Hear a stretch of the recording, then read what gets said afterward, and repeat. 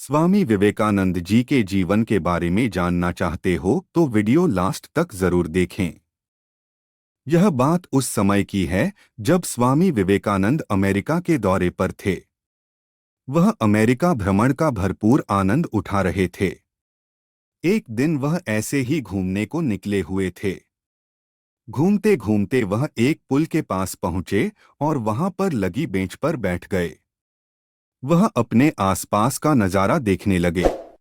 वह जिस पुल पर बैठे थे वहां पर लोगों का आना जाना लगा रहता था। नीचे एक विशाल नदी बह रही थी।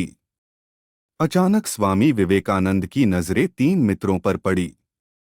वह युवा काफी ऊर्जावान दिख रहे थे। वह तीनों एक ही काम में उलझे हुए थे। स्वामी जी ने देखा कि वह तीनों नदी में बह रहे अंडों से खेलने में व्यस्त थे। स्वामी जी को समझ में नहीं आया कि आखिर वह किस तरह का खेल खेल रहे थे।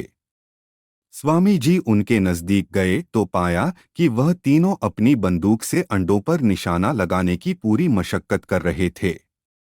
जब भी वह तीनों बंदूक से निशाना लगाने की कोशिश करते, उनको विफलता ही हाथ लगती। उन दोस्तों को इसी बात पर बहुत ज्यादा खीज उठ रही थी। उन्होंने सोचा कि क्योंकि वह बार बार विफल हो रहे हैं, इसलिए उन्हें निशाना लगाना छोड़ देना चाहिए। वह निराश होकर लौटने ही वाले थे, लेकिन स्वामी जी ने उनको रोक लिया। उन्होंने उन तीनों दोस्तों से कहा कि वह भी बंदूक से निशाना लगाकर देखना चाहते हैं। उन दोस्तों ने स्वामी जी को बंदूक हाथ में थमा दी। अब स्वामी विवेकानंद ने अंडों पर निशाना साधा। उनका निशाना एकदम सटीक बैठ गया। स्वामी विवेकानंद का सटीक निशाना देखकर उन तीनों दोस्तों को बहुत आश्चर्य हुआ। उन्होंने स्वामी विवेकानंद से पूछा कि यही निशाना जब वह लगाने की कोशिश कर रहे थे तो उनसे निशाना बार बार चूक रहा था, और यही निशाना अब आपने लगाया तो आपसे लग भी गया। इसका कारण क्या है स्वामी जी?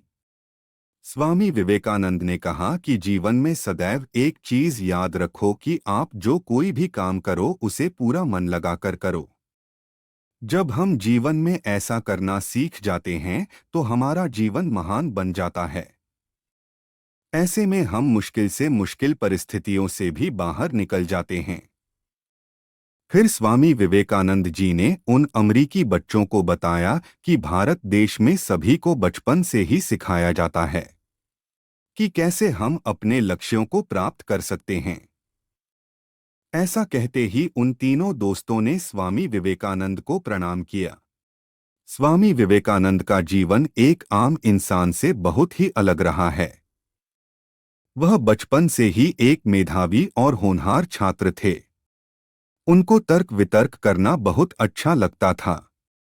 वह अपनी कक्षा में हमेशा अव्वल रहते थे। उनका दिमाग बहुत तेज दौड़ता था। होनहार होने के साथ साथ वह ईमानदार और न्यायप्रिय भी थे। उनकी इसी ईमानदारी से जुड़ी एक सच्ची कहानी भी है। यह बात उन दिनों की है जब स्वामी जी स्कूल में एक विद्यार्थी थे। वह कक्षा में शैतानी भी किया करते थे, पर पढ़ाई पर अधिक जोर दिया करते थे।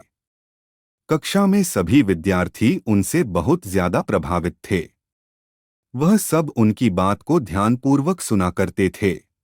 एक दिन खाली पीरियड में वह आध्यात्मिकता के विषय पर बच्चों से चर्चा कर रहे थे। स्वामी विवेकानंद और उनके सहपाठी बातचीत में इतने ज्यादा मग्न थे कि उन्हें पता ही नहीं चला कि वह खाली पीरियड खत्म हो चला था और दूसरा पीरियड शुरू हो चुका था। वह सब बातों में ही लीन थे कि अचानक उनके अंग्रेजी के शिक्षक ने क्लास में प्रवेश किया। पर बच्चों को बातचीत के चलते पता ही नहीं चला कि उनके मास्टर जी आ चुके थे। जब किसी ने भी टीचर की बात नहीं सुनी तो टीचर को गुस्सा आ गया। मास्टर जी जब बहुत तेज आवाज में बोले तो कहीं जाकर बच्चों को पता चला। सभी ने मास्टर जी की बात नहीं सुनने के लिए माफी मांगी, पर मास्टर जी का गुस्सा कहाँ इतना जल्दी शांत होने वाला था। मास्टर जी ने बच्चों से कहा कि अगर वह उनके द्वारा पूछे गए सवाल का जवाब दे देंगे तब तो वह उनको माफ कर देंगे, नहीं तो फिर सभी विद्यार्थियों को सजा मिलेगी। मास्टर जी ने सभी से अंग्रेजी विषय के सवाल पूछने शुरू कर दिए।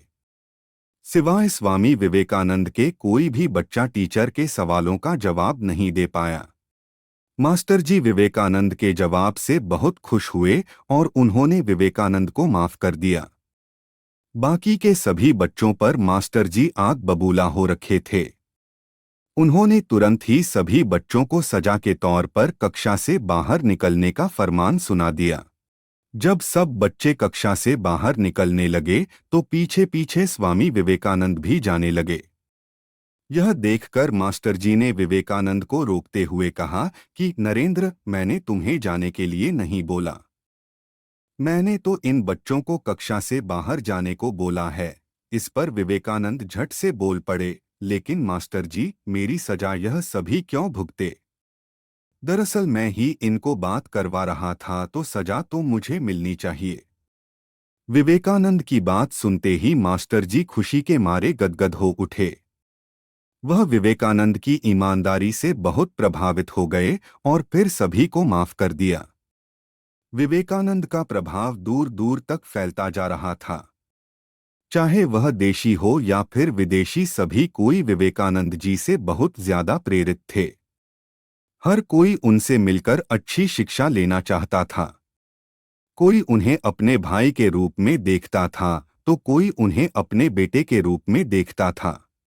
लेकिन एक वृत्तांत ऐसा भी है जिसमें एक जने ने स्वामी विवेकानंद को अपना पति मानना चाहा।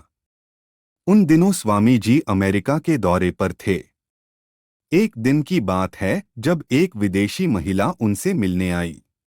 वह स्वामी विवेकानंद से अत्यंत प्रभावित थी, यहाँ तक कि उसने उन्हें अपना पति मान लिया था। वह विवेकानंद के पास आकर बोली, मैंने आपके बारे में जब से सुना है तब से मैं आपकी मुरीद हो गई हूँ। मैं आपको अपना पति मान बैठी हूँ। मैं चाहती हूँ कि आप हमेशा के लिए मेरे हो जाएं। और अब जब आपको साक्षात देख लिया है तो यह इच्छा प्रबल हो गई है। मैं यह भी चाहती हूँ कि हमारे विवाह से एक पुत्र की प्राप्ति हो और वह पुत्र आपकी तरह ही पूरी दुनिया में ज्ञान की रोशनी फैलाए। स्वामी विवेकानंद को यह बात सुनकर बहुत अजीब लगा। उन्होंने सोचा कि जब उस महिला को पता था कि वह ब्रह्मचारी हैं, तो फिर उसने विवेकानंद से ऐसा सवाल क्यों किया। लेकिन थोड़े ही पल बाद विवेकानंद ने इस बात को अपने दिमाग से निकाल दिया। इसके बाद विवेकानंद ने बड़ी ही विनम्रता के साथ कहा, माना कि आप मुझसे अत्यंत प्रभावित हैं, लेकिन मैं आपको एक बात कहना चाहता हूँ। यह तो बात आपको भी पता है बहन कि मैं एक ब्रह्मचारी हूँ। ब्रह्मचारी कभी भी शादी नहीं करते हैं। लेकिन मैं आपको यहाँ से निराश होकर लौटने को नहीं कहूँगा। मैं आपकी इच्छा पूरी करना चाहता हूँ। बस शर्त एक है कि आप मुझे अपना बेटा बना लीजिए। इस बात से आपका मान भी रह जाएगा और मेरा ब्रह्मचर्य भी नहीं टूटेगा। यह बात सुनते ही वह महिला विवेकानंद के पैरों में गिर गई और अपनी गलती के लिए क्षमा मांगी। तो कैसे लगे स्वामी जी के महान विचार? अगर अच्छे लगे हों लाइक और चैनल को सब्सक्राइब जरूर करें।